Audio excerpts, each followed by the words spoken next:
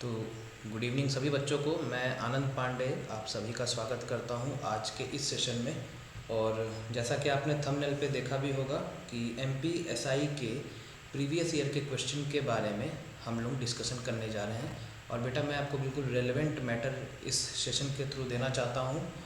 इसमें हम लोग जो भी प्रीवियस ईयर में जो सवाल पूछे गए हैं एमपीएसआई के, उसको हम इसमें सॉल्व करेंगे। ठीक है, बहुत ही स्मार्ट अप्रोच से मैं आपको चीज़ें बताऊंगा और बहुत ही अच्छे तरीके से हम चीज़ों को सॉल्व करेंगे। आगे बढ़ने के पहले बेटा जो भी इस सेशन को पहली बार देख रहे हैं, मेरे चैनल को आप सब्सक्राइब बेटा ज़रूर कर दीजिएगा। ठीक है, आपको बहुत फ़ायदा मिलेगा और साथ ही साथ वीडियो को शेयर भी करिएगा। ठीक है, क्लियर है? आई होप आप सभी को मेरी आवाज़ क्लियर आ रही होगी और इस सेशन को हम आगे भी कंटिन्यू करते रहेंगे। क्लियर है? तो चलिए सेशन की शुरुआत करते हैं बिना कोई वक्त ज़ाया किए हुए। सबसे पहला सवाल आपके सामने ये है, देखिए। सवाल बेटा पूछा गया है कि ए और बी मिलकर किसी काम को 4 दिनों में कर सकते हैं तथा ए अकेले उस काम को 6 दिनों में कर सकता है, तो बी अकेले उस काम को कितने दिन में करेगा। ठीक है, बहुत ही प्यारा सा आसान सा सवाल है एमपीएसआई 2017 का। ठीक है, इस सेशन में हम जितने भी सवालों को करेंगे सब के सब प्रीवियस ईयर के रहेंगे जो कि एसआई में पूछे गए हैं। कैसे करना है ध्यान से देखो। सीधे सीधे एलसीएम मेथड का बेटा यूज़ करते हैं। आप सभी ने एलसीएम मेथड तो पढ़ा ही होगा। क्लियर है? तो देखो ए और बी कितने दिन में कर रहे हैं, 4 दिन में। ठीक है, ए और बी बेटा कितने दिन में कर रहे हैं, 4 दिन में। तो यहाँ पे लिख दे रहे हैं बेटा 4 दिन। फिर बोल रहा है कि ए अकेले कितने दिन में कर रहा है, ए अकेले कर रहा है 6 दिन में। हम क्या कर देंगे, इन दोनों का एलसीएम ले लेंगे। 4 और 6 का बेटा एलसीएम कितना आ जाएगा, 12। ठीक है, तो हम इनकी क्षमता बेटा निकाल लेंगे तो क्या हो जाएगा, 4 का 3 बार में जाएगा तो 12 होगा, 6 का 2 बार में जाएगा तो 12 होगा। क्लियर है? अब यहाँ से देखो हमें क्या पता करना है कि बी अकेले उस काम को कितने दिन में कर रहा है। आपको बेटा ये पता होगा कि कार्य जो होता है वो क्षमता इंटू दिन होता है, यही होता है। हमें दिन के बारे में पता करना है, मतलब कार्य बटे क्षमता। तो देखो बी के लिए पता करना है तो बी के द्वारा लगने वाला दिन क्या होगा, बी हमें क्या पता करना पड़ेगा, बी के द्वारा लगने वाला दिन, तो वो क्या हो जाएगा, टोटल वर्क बाई एफिशिएंसी। तो हमें बी की एफिशिएंसी चाहिए होगी। कैसे करेंगे, देखो ए की एफिशिएंसी कितना दिया गया है, 2। तो ये इसका मान बेटा कितना हो गया, 2। तो बी का मान क्या हो गया, 3 माइनस 2, मतलब बी की एफिशिएंसी हो गई 1। तो बी की क्षमता हो गई 1। कार्य टोटल कितना दिया गया है, 12। तो 12 बटे 1 यानी कितना हो गया, 12 दिन। आई होप आपको समझ में आ रहा होगा। ऑप्शन नंबर बी होगा इसका आंसर। क्लियर है? ठीक है, चलो ये रहा बेटा अगला सवाल आप सबके सामने। ठीक है, 2017 में बेटा ये सवाल पूछा गया है, ध्यान से देखिएगा। ए तथा बी ने क्रमशः 40,000 रुपये तथा 75,000 रुपये की राशि निवेश की। ठीक है, 5 वर्षों के अंत में उन दोनों ने कुल 46,000 रुपये की राशि प्राप्त की। तो इस राशि में ए का हिस्सा कितना होगा। बड़ा ही प्यारा सा और शानदार सा सवाल है, ध्यान से देखो। ये बेटा बेसिकली पार्टनरशिप पे ये सवाल पूछा गया है, साझेदारी पे। ठीक है, किस पे ये सवाल पूछा गया है, पार्टनरशिप पे, मतलब साझेदारी पर। कैसे करना है, सबसे पहले जिनके बारे में बात किया गया है आप उसको लिखिए। यहाँ पे ए और बी के बारे में बात किया गया है तो हम ए और बी के बारे में बात करते हैं। इनका हम निकालते हैं रेशियो। करना कैसे है, सबसे पहले आप लिखेंगे यहाँ पे इन्वेस्टमेंट, मतलब कितना पैसा लगाया गया। दूसरा आप लिखेंगे समय और फिर तीसरा लिखेंगे मुनाफा। मुनाफा यानी कि प्रॉफिट। बात समझ में आ रही है? तो देखो इन्वेस्टमेंट का आप सबसे पहले देखो रेशियो क्या है, 40,000 रुपये ए कर रहा है और बी कितना कर रहा है, 75,000 रुपये। ठीक है, तो यहाँ पे मैं लिख दे रहा हूँ 40,000 जो कि ए के द्वारा किया जा रहा है और बी के द्वारा कितना किया जा रहा है बेटा, 75,000। बात समझ में आ रही है? आई होप आपको सब क्लियर दिख रहा होगा। देखो ये जो भी कैंसिल हो रहा है कैंसिल कर दो। 5 से अगर हम कैंसिल करेंगे तो कितने बार में जाएगा, 5 का 8 बार में और 5 का 15 बार में। बात समझ में आ रही है? मतलब इन्वेस्टमेंट का जो रेशियो हो गया वो हो गया 8:15। अब आपको बेटा ये बात पता होनी चाहिए कि पार्टनरशिप में अपने को एक बेसिक नियम होता है कि प्रॉफिट बराबर बेटा क्या होता है, प्रॉफिट बराबर होता है इन्वेस्टमेंट इनटू टाइम। बात समझ में आ रही है? प्रॉफिट बराबर क्या होता है, इन्वेस्टमेंट इनटू टाइम। इस चीज़ को लिख लीजिएगा, बल्कि रुकिए थोड़ा मैं इसको मिटा देता हूँ। ठीक है, आपको और अच्छे से ताकि पता चले। ठीक है, एक सेकंड, मैं क्या बोल रहा हूँ ध्यान से सुनेंगे। ठीक है, जब भी साझेदारी का सवाल पूछा जाए तो आपको ये बात पता होनी चाहिए कि प्रॉफिट जो होता है वो इन्वेस्टमेंट इनटू समय के बराबर होता है। ठीक है, इस चीज़ को नोट कर लीजिएगा। इन्वेस्टमेंट का अनुपात अपने को पता चल गया। ठीक है, अब एक बात बेटा ध्यान दीजिएगा, समय क्या बोला गया है, 5 वर्ष के अंत में। तो समय क्या कहते हैं, दोनों में देखिए सेम है, इसमें भी 5 वर्ष और इसमें भी 5 वर्ष। तो ये बेटा सीधे सीधे कैंसिल हो जाएगा, मतलब 1 और 1 का अनुपात आ जाएगा। तो कुल मिलाकर के प्रॉफिट का जो रेशियो होगा क्या होगा, प्रॉफिट बराबर इन्वेस्टमेंट इंटू टाइम। तो 8 इंटू 1 कितना हो गया बेटा 8, 15 इंटू 1 कितना हो गया 15। ठीक है, तो आपके पास ये प्रॉफिट का रेशियो आ गया। क्लियर है।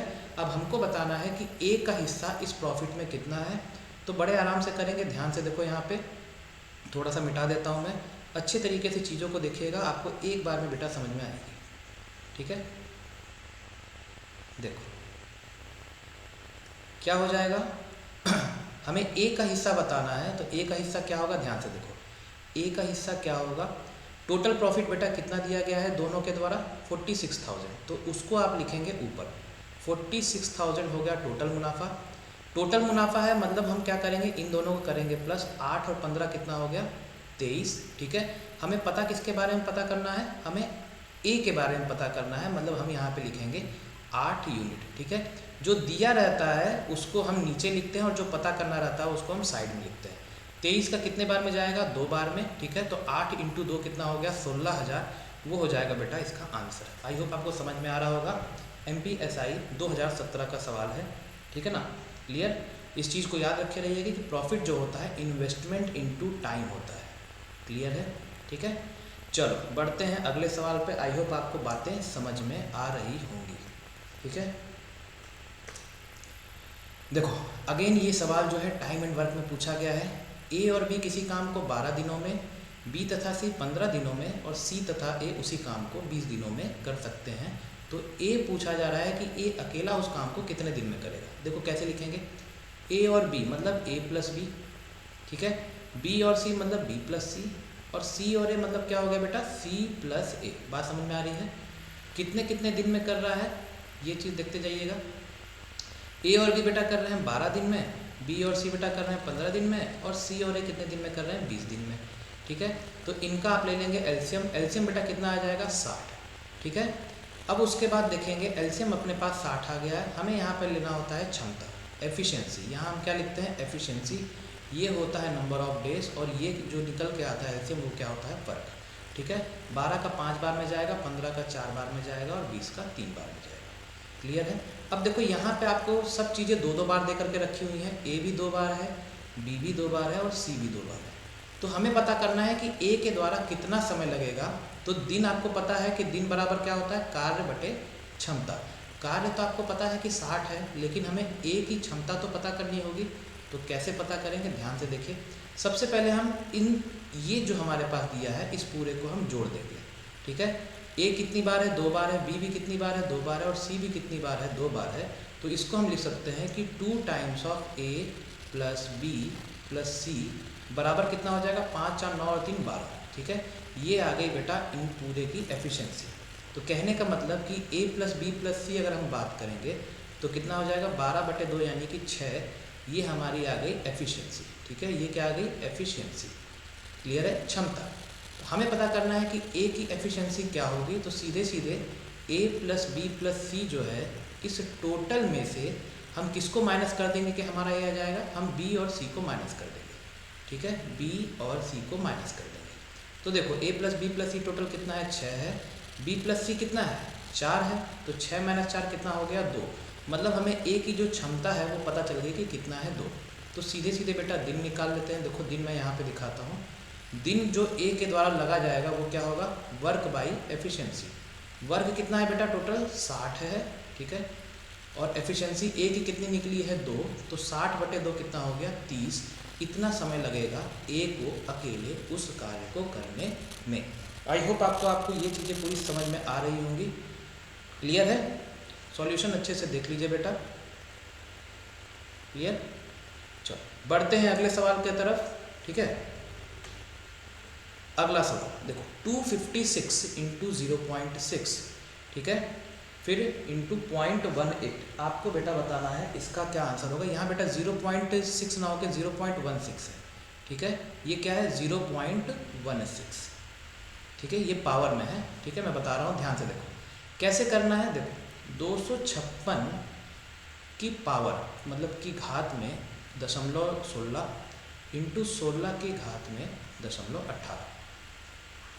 ठीक है, कैसे करेंगे? आपने ये सर्ट्स एंड इंडिसेस में, करणी और घातांक में आपने ये नियम तो पढ़ा होगा कि अगर x की पावर a हो और इंटू x की पावर b हो, जब भी बेस हमारा सेम होता है तो पावर आपस में क्या होती है, जुड़ जाती है। ये आपने सुना है, पढ़ा होगा। ठीक है, x की पावर a प्लस b हो जाता है।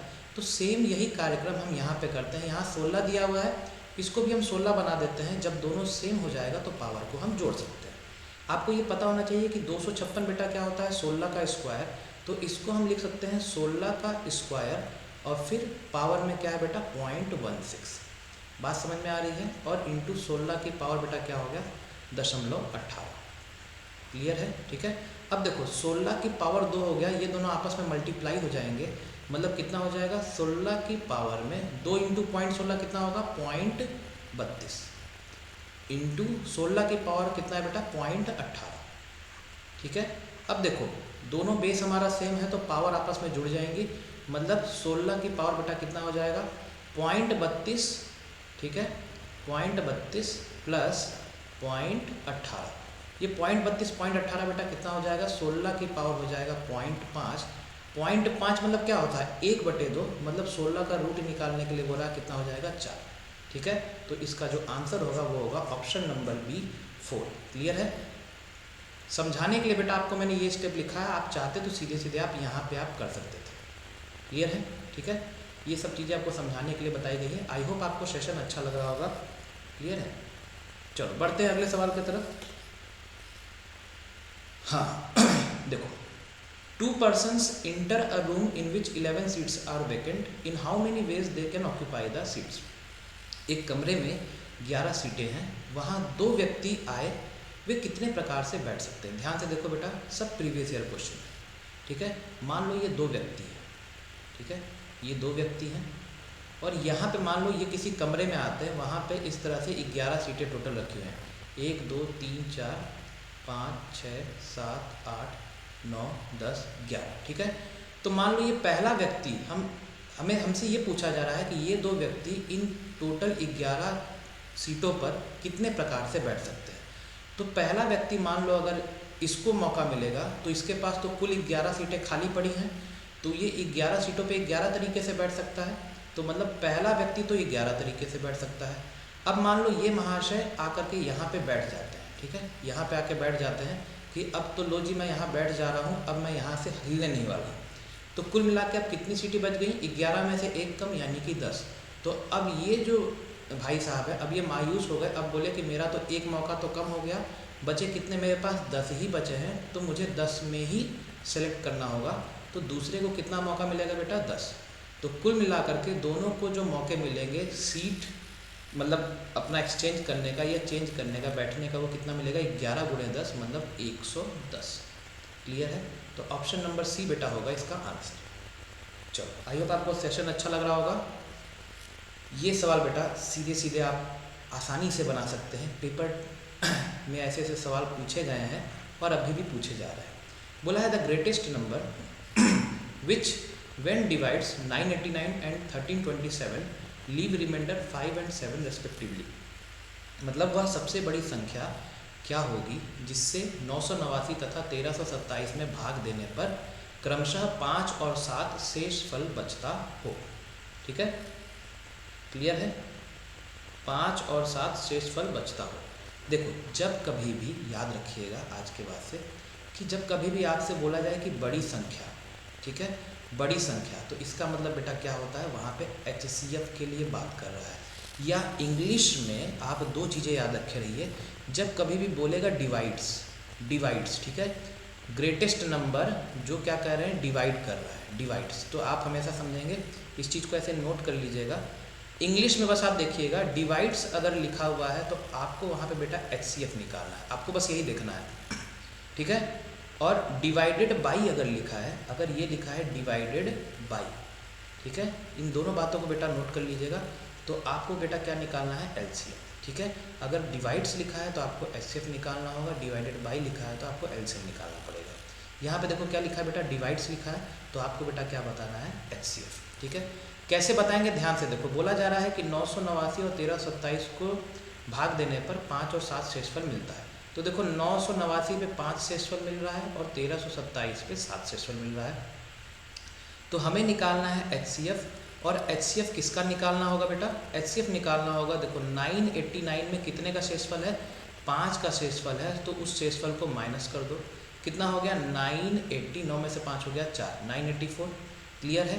ठीक उसी तरीके से 1327 जो है, इसमें से क्या कहते हैं आप, जो शेषफल है उसको माइनस कर देंगे, कितना हो जाएगा बेटा?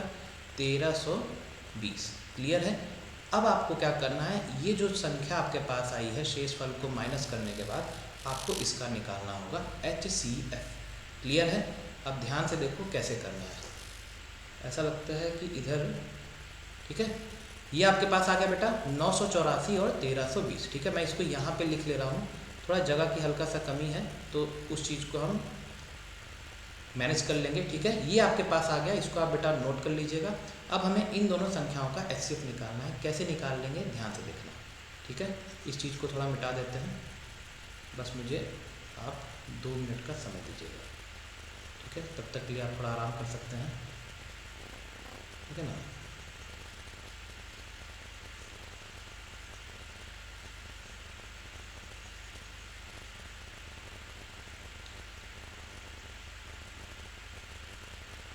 एक सेकेंड बस बच्चों। देखो क्या करना है, हमें निकालना है HCF। ध्यान से देखेंगे, अच्छे तरीके से सीखेंगे, बहुत अच्छा लगेगा। ठीक है, देखो जब भी आपको दो संख्याओं का HCF निकालना होता है, हम डिवीज़न मेथड जानते हैं। बड़ी संख्या को आप छोटी संख्या से डिवाइड करेंगे। 1320 को आप 984 से डिवाइड करिए, 984 से आप क्या करिए, डिवाइड करिए। ठीक है, 984 का बेटा कितने बार में जाएगा? एक बार में, तो ये हो जाएगा 984। बात समझ में आ रही है? 10 में से 4 गया 6, 11 में से 8 गया 3, 12 में से 9 गया 3। ठीक है, अब उसके बाद क्या करना है, ये आपके पास जो शेषफल आया है, इस शेषफल को आप क्या करेंगे, इसको आप मान लेते हैं डिवीज़र, और आप फिर उसके बाद जो ठीक पिछला आपके पास जो जिससे आपने डिवाइड किया है उसको आप यहाँ पे रख देंगे। क्लियर है? अब इसको फिर से डिवाइड करेंगे, ये आपका 2 बार में जाएगा, ये हो जाएगा 72 और 2 3 जा 6। क्लियर है? 4 में से 2 गया 2, 8 में से 7 गया 1, 9 में से 6 गया 3, 312। ठीक है, इसको रुकिए, थोड़ा कुछ उधर ही ज़्यादा सरक रहा है, यहाँ मैं लिख दे रहा हूँ, ध्यान से देखना।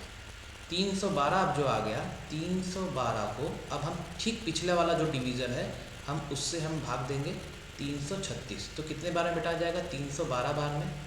क्लियर है? और इसको सॉल्व करेंगे बेटा, ये आ गया 24। इसको आपको तब तक करते रहना है जब तक कि शेषफल आपका 0 ना आ जाए।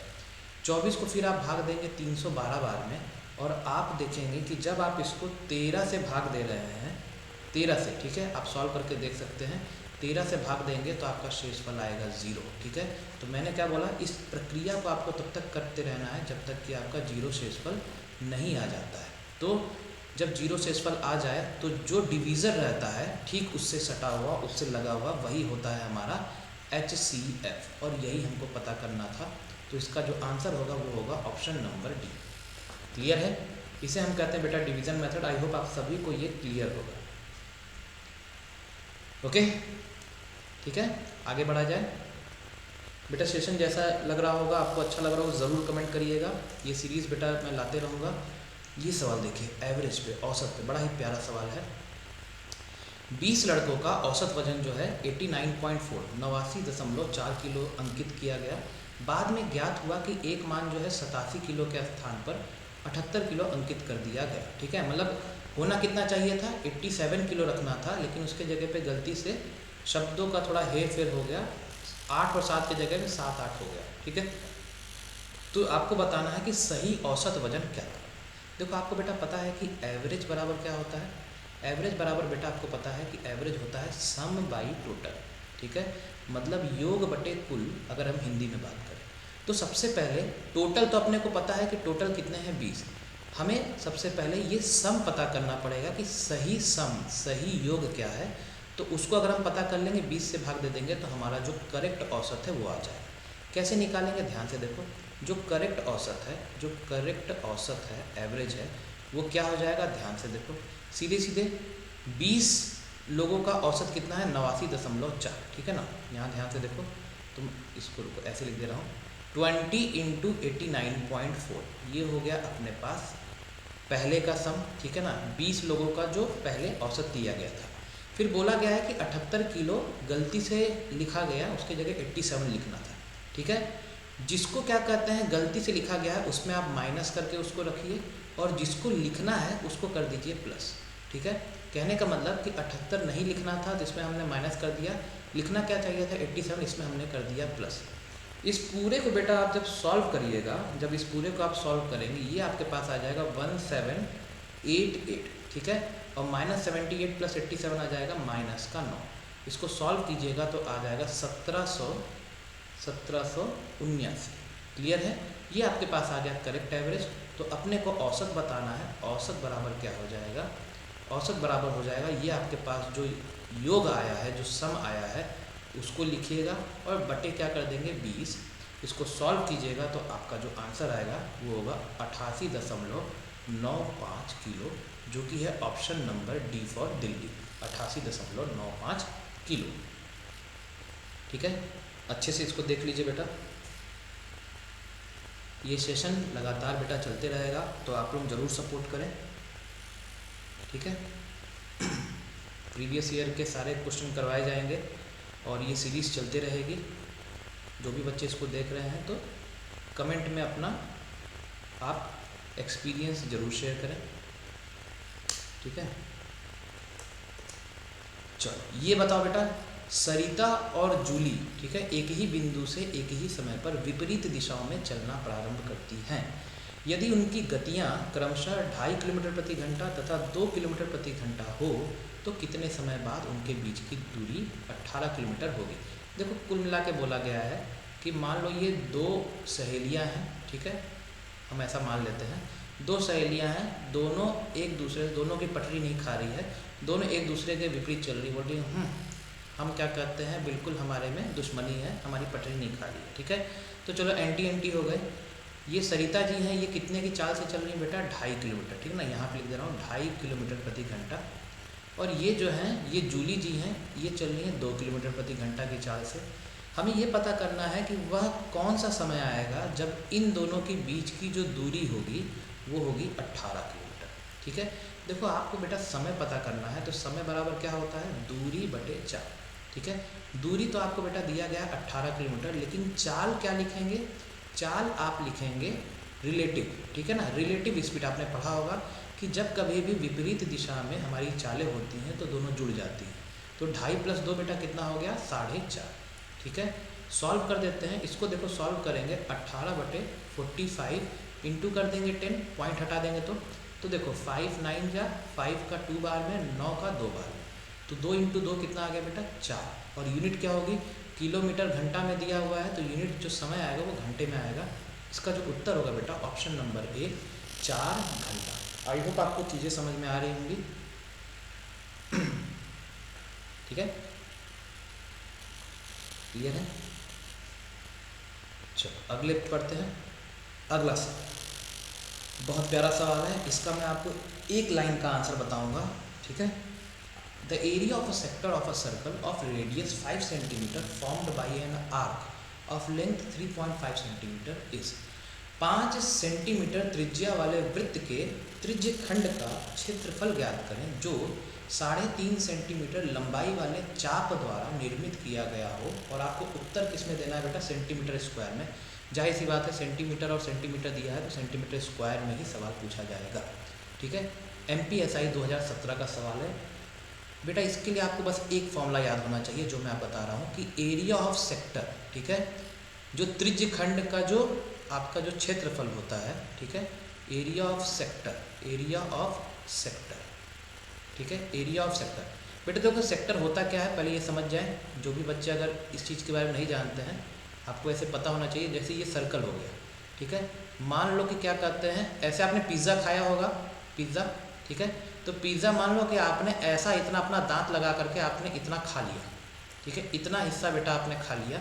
मैं रुकिए इसको आपको दूसरे उससे भी मार्क करके दिखाता हूँ ताकि आपको चीज़ें और अच्छे तरीके से क्लियर हो, ठीक है। देखो मान लो आपने इतना हिस्सा ये पूरा खा लिया, ठीक है, तो ये जो ये पूरा का पूरा हिस्सा है इसी को हम क्या बोलते हैं सेक्टर, ठीक है। इस पूरे हिस्से को हम क्या बोलते हैं, सेक्टर, ठीक है, सेक्टर बोलते हैं, या कह लो क्या, त्रिज्य खंड, ठीक है, त्रिज्य खंड, क्लियर है। इसी को हम बोलते हैं सेक्टर, और इसी चीज़ का एरिया पूछा जा रहा है। तो देखो ये वाला जो हिस्सा है, जो ये सर्कल के बाउंड्री पे जो है, इसको हम बोलते हैं क्या, आर्क, ठीक है, क्या बोलते हैं, आर्क। 3.5 सेंटीमीटर लंबाई वाले चाप, मतलब कि हिंदी में हम बोलते हैं चाप, ठीक है ना। त्रिज्य खंड, ये जो सर्कल का जुड़ा हुआ जो बाउंड्री, इसको चाप कहते हैं, और ये बेटा क्या है, अपना त्रिज्या, ठीक है, ये क्या है, रेडियस, रेडियस यानी क्या है बेटा, त्रिज्या, ठीक है, त्रिज्या। तो जब कभी भी आपसे इस तरह से सेक्टर का एरिया पूछा जाए कि कितना इसका क्षेत्रफल होगा, इसका बेटा डायरेक्ट फॉर्मूला होता है, एरिया ऑफ सेक्टर, मतलब त्रिज्य खंड का जो क्षेत्रफल होता है वो होता है, इसको लिख लीजिएगा, ये होता है L into r divided by 2, L into r बटे 2। जब कभी भी आपको चाप और त्रिज्या दोनों दिया हो, मतलब लेंथ ऑफ आर्क और रेडियस ऑफ सर्कल दिया हो, हमें एरिया ऑफ सेक्टर बताना हो, तो सीधे सीधे आप इस फॉर्मूले में लगा दीजिए, आपको कुछ नहीं करना है। लेंथ बेटा देखो कितना दिया हुआ है, 3.5 सेंटीमीटर, देखो बड़े प्यार से लिखते हैं 3.5 सेंटीमीटर, और रेडियस दिया गया है 5 सेंटीमीटर, डिवाइडेड बाई कर देंगे 2, 3.5 इंटू 5, 5 5 जा 25, 5 3 जा 15, 17.5 बटे 2, 2 8 जा 16, 1 5, 2 7 जा 14, 1 0, 2 5 जा 10, यानी कि 8.75, ठीक है, सेंटीमीटर स्क्वायर इसका बेटा होगा उत्तर, जो कि है ऑप्शन नंबर डी। क्लियर है। आई होप आपको बेटा सेशन अच्छा लग रहा होगा, ठीक है। इस चीज़ को बेटा नोट कर लीजिएगा, ये सवाल जब भी आपका एग्ज़ाम होगा ज़रूर पूछा जाएगा, ठीक है। क्लियर है। SI 2017 का ये सवाल था, बड़ा ही प्यारा सवाल है। चलो बढ़ते हैं अगले सेशन के अगले सवाल की तरफ, ठीक है, एक सेकंड बस रुक जाइए। देखो 120 मीटर की एक रेलगाड़ी प्लेटफॉर्म पर खड़े एक व्यक्ति को पार करने में 10 सेकंड का समय लेती है, तो रेलगाड़ी की चाल मीटर पर सेकंड स्क्वायर, ठीक है ना, ये स्क्वायर ऐसे यहाँ पे है, मीटर पर सेकंड स्क्वायर में ज्ञात करें, ठीक है। आसान सा सवाल है, कर सकते हैं आप लोग, ठीक है। देखो क्या करना है, हमें बताना है कि स्पीड बताना है, तो देखो स्पीड बराबर क्या हो जाएगा बेटा, डिस्टेंस अपॉन टाइम होता है, ठीक है। अब देखो यहाँ पे रेलगाड़ी किसको पार कर रही है, एक व्यक्ति को पार कर रही है, तो यहाँ पे डिस्टेंस जो है वो क्या हो जाएगी, ट्रेन की लंबाई, ट्रेन की लंबाई बटे समय। हमें स्पीड बताना है, तो सीधे सीधे वैल्यू को रख देते हैं। ट्रेन की लंबाई क्या है, 120 मीटर, टाइम कितना ले रहा है, टाइम ले रहा है 10 सेकंड, मतलब सीधे सीधे जो आंसर आ गया बेटा 12 मीटर प्रति सेकंड हो जाएगा इसका उत्तर, ठीक है। 12 मीटर प्रति सेकंड, नॉट मीटर पर सेकंड स्क्वायर नहीं बेटा, ये मीटर पर सेकंड, ठीक है ना। यहाँ पे स्पीड बताना है मीटर पर सेकंड में, मीटर पर सेकंड स्क्वायर आपका एक्सेलरेशन का यूनिट होता है, ठीक है ना। तो स्पीड बराबर हो गया 12 मीटर प्रति सेकंड। क्लियर है। बढ़ते हैं आगे। बताओ ये सवाल बेटा कंपाउंड इंटरेस्ट का है, बड़ा प्यारा सवाल है, और मैं आपको इसका बड़ा ही शानदार सा तरीका बताऊंगा, अच्छे तरीके से ध्यान देंगे। देखो बोला क्या गया है, a man invests ₹2000 at 5% compound interest at the end of 3 years, he will get a total amount of, ठीक है, एक व्यक्ति जो है 2000 रुपये 5% वार्षिक चक्रवृद्धि ब्याज की दर से निवेश करता है, तो 3 वर्ष बाद उसे कुल कितना धन मिलेगा। देखो बड़े आसानी से कर लेंगे आप, सीधे सीधे इस चीज़ को आप किससे कर सकते हैं, रेशियो मेथड से। किससे बेटा, रेशियो मेथड से। कैसे करेंगे, ध्यान से देखो। रेशियो मेथड में बेटा क्या करना होता है, आपको 2 चीज़ें बड़े प्यार से लिखनी होती है, एक लिखना होता है प्रिंसिपल और दूसरा लिखना होता है अमाउंट। प्रिंसिपल यानी कि मूलधन और दूसरा होता है अमाउंट। रेशियो मेथड मतलब बेटा क्या है, आर। रेशियो में क्या जुड़ा है, आर। आर मतलब कि हम इसमें किसका यूज़ करेंगे, रेट का, ठीक है। रेशियो मेथड में बेटा आपको रेट का इस्तेमाल करना है। देखो करते कैसे हैं, 5% को आपको भिन्न में कन्वर्ट करना है, मतलब फ्रैक्शन में, मतलब ये कितना हो गया 1/20। रेट का हमेशा मतलब होता है कि जो यूपर में दिया है उसको हम ब्याज मानते हैं और नीचे जो है उसको हम प्रिंसिपल मानते हैं, ठीक है।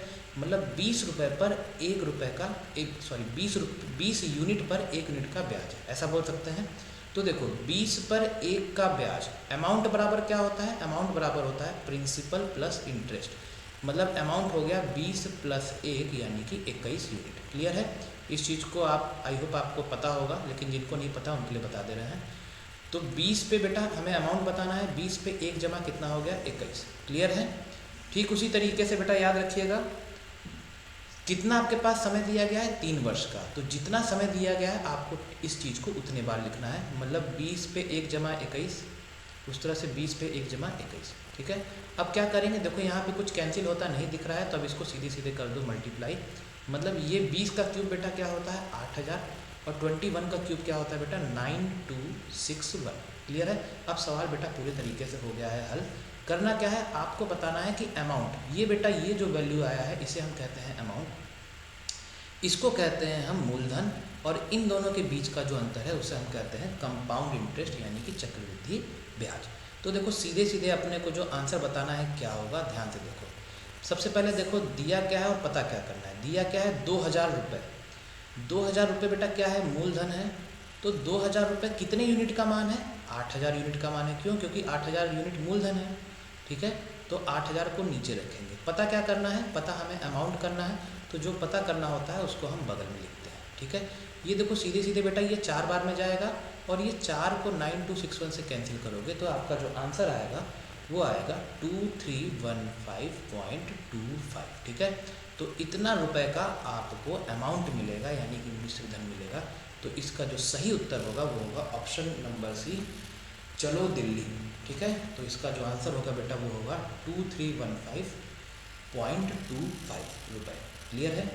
एसआई का ये क्वेश्चन था, एमपी एसआई का 2017। ठीक है, तो देखिए आज सवालों की श्रृंखला यहीं तक ही रखते हैं। ठीक है, अगले सेशन में फिर मुलाकात होगी। आई होप आप सबको सेशन अच्छा लगा होगा। जो भी बच्चे पहली बार इस सेशन को देख रहे हैं तो चैनल को सब्सक्राइब करना मत भूलिएगा बेटा। ठीक है, मैं आपके लिए इस तरह से पूरा सेशन लेकर के आऊँगा, और बाकी एग्ज़ाम्स की भी हम तैयारी करवाते रहते हैं। जुड़िएगा ज़रूर, बहुत अच्छे तरीके से बताऊँगा। ठीक है, तो आज के लिए इतने तक ही रखते हैं, फिर मिलते हैं अगले सेशन पे। कमेंट जरूर करिएगा कि आपको सेशन कैसा लगा। Thank you very much.